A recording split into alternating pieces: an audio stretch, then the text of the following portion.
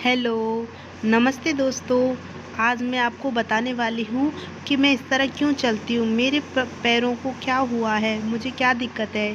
तो आप सभी को मैं आज मैं इस बात को शेयर करना चाहती हूँ आप सभी के बीच में। अगर आपको कोई बात समझ ना आए या प्रॉब्लम हो तो उसके लिए सॉरी, क्योंकि मुझे थोड़ा-सा हेजिटेशन हो रही है समझाने में आपको, लेकिन मैं बताती हूँ। देखिए, ये मेरे पैर हैं, तो इन पे मैं खड़ा नहीं हो सकती, इन पैरों पे मैं खड़ी नहीं हो पाती हूँ। ये समस्या मुझे जब मैं 2 साल की थी तब से है। अब मैं बहुत कोशिश आपको करके दिखा रही हूँ। देखिए, एक भाई ने मुझे कमेंट किया था, दीदी अपने लेग्स के बारे में बताएं कि आपको क्या दिक्कत है। तो सोचा मैं वीडियो बनाती हूँ और आपको थोड़ा समझाती हूँ कि मुझे किस वजह से ये दिक्कत हुई थी। तो ये स्टूल के सहारे से थोड़ा-सा मैंने कोशिश किया है खड़े होने की, बट सारा सपोर्ट मेरा स्टूल पर ही है। मेरे पैरों पर थोड़ा-सा भी मेरा सपोर्ट नहीं हो पा रहा है। मैंने बहुत कोशिश की अपने आप को स्टैंड अप करने की, थोड़ा खड़े होने की, बट मैं बिना सहारे के ज़रा-सा भी नहीं खड़ी हो पा रही थी। अब मैं आपको बताती हूँ ये दिक्कत मुझे कब हुई और कैसे हुई। तो ये बहुत साल पुरानी बात है, यानी मैं 2 साल की थी तब ये मेरे साथ एक घटना घटी थी। एक्चुअली ये था कि मेरी एक बड़ी दीदी थी, मतलब मेरी बड़ी दीदी है, जो हम दोनों मैं 2 साल की थी। 2 साल में तो बच्चे चलने लग जाते हैं अच्छे खासे, दौड़ने भी लग जाते हैं। तो मम्मी बताती है, मुझे तो पता नहीं है क्या हुआ था मेरे साथ, क्या नहीं हुआ था। लेकिन मेरी मम्मी बताती हैं कि बेटा जब तुम 2 साल की थी ना, तो तुम्हारी बड़ी दीदी एक ही रूम से निकल तुम अंदर जा रही थी रूम के अंदर, और तुम्हारी दीदी निकल कर आ रही थी। तो उनके हाथ में चाय का भगोना जो चाय की या पतीली होगी, वो थी गरम। चाय थी या दूध थी इतना भी नहीं मुझे, लेकिन चाय बताती है मम्मी। तो वो लेकर आ रही थी और तुम जा रहे थे रूम के अंदर। तो दोनों दोनों उनके हाथ से छूटकर वो तुम्हारे ऊपर गिर गई, कमर की तरफ, पूरे चेहरे पर, हाथ पर कहीं नहीं। मुझे तो थोड़ा सा पार्ट दिखता है जलने का, ऐसा कुछ है भी नहीं। तो चाय गिरने के कारण अचानक सब डर गए कि क्या हुआ बच्ची को, एकदम मुझे बेहोशी, गर्म थी इस वजह से। तो सब लेके गए हॉस्पिटल लेके गए। तो क्या हुआ, एक डॉक्टर था, उस डॉक्टर को पता नहीं उसे जानबूझ के उसने ऐसा किया या फिर उसको नॉलेज नहीं थी, उसने गलत इंजेक्शन लगा दिया मेरी कमर पर, जो गलत नस पर लग गई। तो जो गलत इंजेक्शन लगने के कारण मेरी जो बॉडी का नीचे वाला हिस्सा है ना, वो प्रॉब्लम में आ गया। जब डॉक्टर ने इंजेक्शन लगा दिया तो बॉडी का मेरा नीचे वाला जो पार्ट है ना, वो उसमें पता नहीं क्या हलचल बंद हो गई, मेरे पैर काम नहीं करने लगे, लटकने लगे। तो ये जब मम्मी ने देखा कि इसके पैरों को क्या हुआ, ये खड़ी नहीं हो पाती है, तो उनको एकदम घबराहट हो गई, इसको हो क्या गया है। तो उन्होंने इलाज कराना स्टार्ट किया, अलग अलग डॉक्टरों को दिखाए, देसी डॉक्टर, विदेशी डॉक्टर, बहुत सारे हॉस्पिटलों को मेरा इलाज करवाया, पर कोई फ़र्क नहीं पड़ रहा था।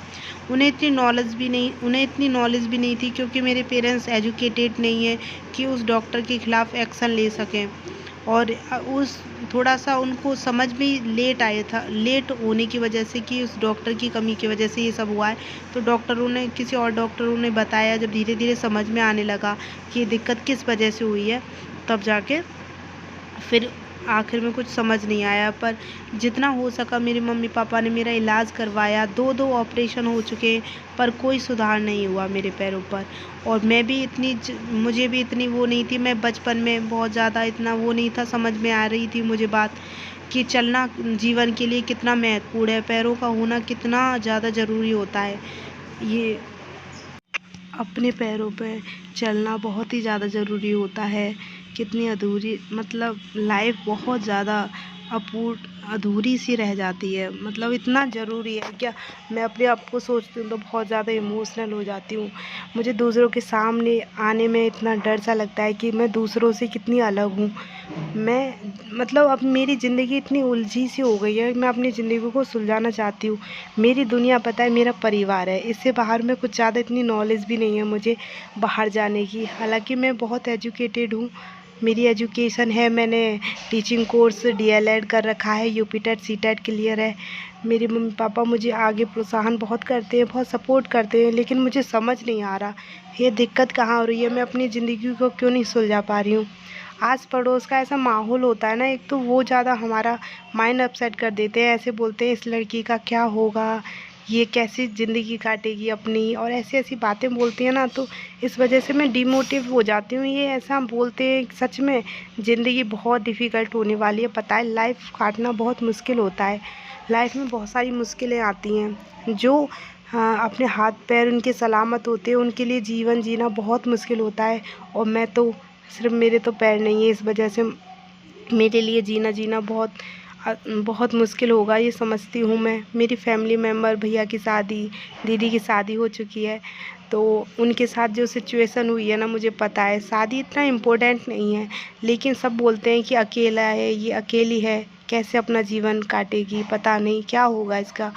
सब मम्मी पापा को मैं बहुत समझाती हूँ, मतलब उन्हें मैं क्या समझाऊँ, वो मुझसे बड़े हैं, वो मुझसे ज़्यादा जानते हैं, पर मैं उनके सामने बहुत खुश रहने की कोशिश करती हूँ। उन्हें बोलती हूँ, आप परेशान बिल्कुल मत होइए, घबराइए मत, सब अच्छा होगा। और उन्हें समझा देती हूँ, मम्मी को, पापा को तो नहीं। पापा मुझे खुद मोटिवेट करते हैं, नहीं बेटा आप सब कुछ कर सकते हो, मुझे इतना प्रोत्साहन करते हैं। मेरे पापा दुनिया के सबसे अच्छे पापा हैं। मुझे उनसे बहुत ज़्यादा हौसला मिलता है, इतना हौसला मिलता है कि आगे बढ़ने का बहुत ज़्यादा। फिर मैं सोचती हूँ अपने जीवन में मुझे कुछ करना है, हर हाल में कुछ करना है। पढ़ती रहती हूँ, पढ़ने का भी काम है मेरा, पता है पढ़ने से ही सब कुछ होता है। ज्ञान बहुत ही ज़्यादा ज़रूरी है, लेकिन साथ के साथ मैंने यूट्यूब पे सोचा मैं अब थोड़ा सा अपनी वीडियोस बनाती हूँ अपने साथ। एक यूट्यूब फैमिली बनाती हूँ। आप लोग मुझे सपोर्ट करेंगे तो शायद मुझे हौसला मिलेगा। तो शायद इतना ही मैं आपसे अपनी बातें शेयर कर सकती हूँ, और बहुत कुछ है आपके साथ कहने के लिए।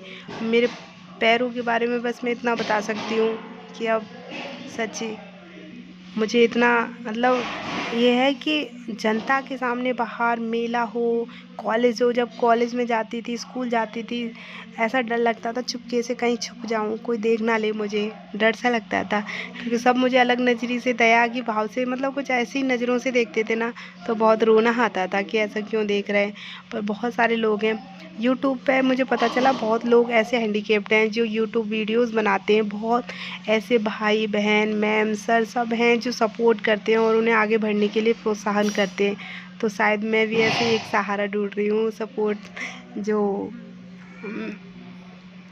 मैं ज़िंदगी से हार नहीं मानना है, मतलब ज़िंदगी से हारना नहीं है। भगवान ने हर किसी को कुछ ना कुछ सोच समझ कर बनाया है। अगर हम अपना दुख दूसरों पे बांटेंगे ना, तो कोई हमारा दुख भी नहीं सुनेगा, क्योंकि सबके पास दुख है। ऐसा कोई इंसान नहीं है जिसके पास दुख नहीं है, दुख सबके पास होते हैं। लेकिन घबराना नहीं है, दुख को परे हटा के खुशियाँ ढूंढना है। अगर हम घबरा कर, हार मानकर एक जगह बैठ जाएंगे, सोच लेंगे कि हमारा कुछ नहीं हो सकता, तो सच में कुछ हो नहीं सकता। इसलिए हमें हार नहीं मानना है, हौसलों को बुलंद रखना है। एक ना एक दिन सफलता ज़रूर मिलेगी, ये सोचते हुए अपने लक्ष्य पर लगे रहना है। मैं घर के सारे काम कर लेती हूँ, सारे काम खुद ही करती हूँ अपने, जैसे खाना बना सकती हूँ अपने लिए नहीं सबके लिए।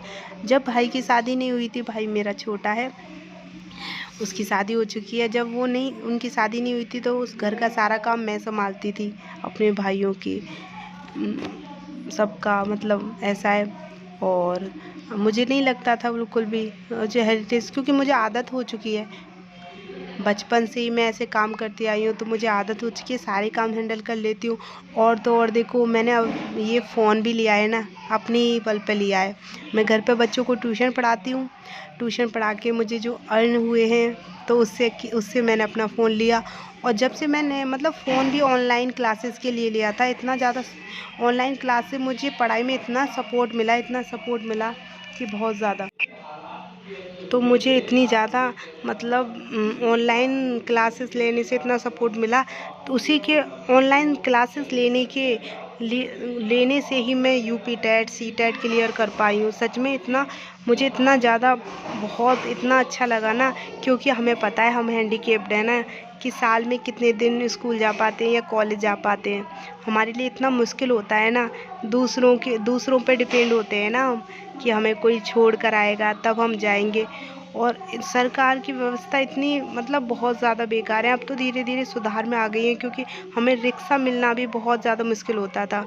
हमारे लिए हैंडीकेप सर्टिफिकेट बनना भी इतना मुश्किल होता था जब, तो घर ही रह रह के समझना मुश्किल होता था कि कैसे पढ़ना है। स्कूलों में भी इतना ध्यान नहीं देते हैंडीकेप बच्चों पर, क्योंकि क्लासेस भी ऐसी होती हैं, ऐसे हम मिडिल क्लास लोग हैं, इतने हाई पर स्कूल में भी नहीं जा पाते हैं कि अच्छे स्कूल में जाएं जो हैंडीकेप बच्चों पर अच्छे से स्पेशल ध्यान दे सकें। और ऐसे स्कूल भी नहीं थे, अब तो बहुत ज़्यादा इम्प्रूवमेंट हो गया है। अब कॉलेज जाना भी हमारे लिए कैसा मुश्किल वाला काम रहा होगा बताओ। फैमिली में सबको काम रहते हैं, सब अपने अपने काम में लगे रहते हैं, सबको इतना टाइम नहीं रहता कि सब हमें डेली स्कूल या कॉलेज छोड़ सकें। और हमारे लिए इतनी अच्छी व्यवस्था भी नहीं होती है, इतनी अच्छी व्यवस्था भी नहीं होती है। फिर भी घर रहकर हमने बहुत बहुत मुश्किलों के साथ, मैंने बहुत मुश्किलों के साथ यहाँ तक पहुँची हूँ। पता नहीं, बहुत लोग कहते हैं कि तू क्या कुछ कर पाएगी या नहीं कर पाएगी, पर भगवान से मेरी यही प्रेयर कि मेहनत का फल ज़रूर देना। मुझे पता है, मेरे दिल को पता है मैं कितनी मेहनत करती हूँ अपने लिए, क्योंकि झूठ दूसरों से बोल सकते हैं, अपने आप से कोई झूठ नहीं बोल सकता। आप लोग प्लीज़ मुझे सपोर्ट कीजिए, मेरे चैनल को सब्सक्राइब कीजिए, लाइक कीजिए, शेयर कीजिए। Thank you so much. मैं वीडियो यहीं बंद करती हूँ।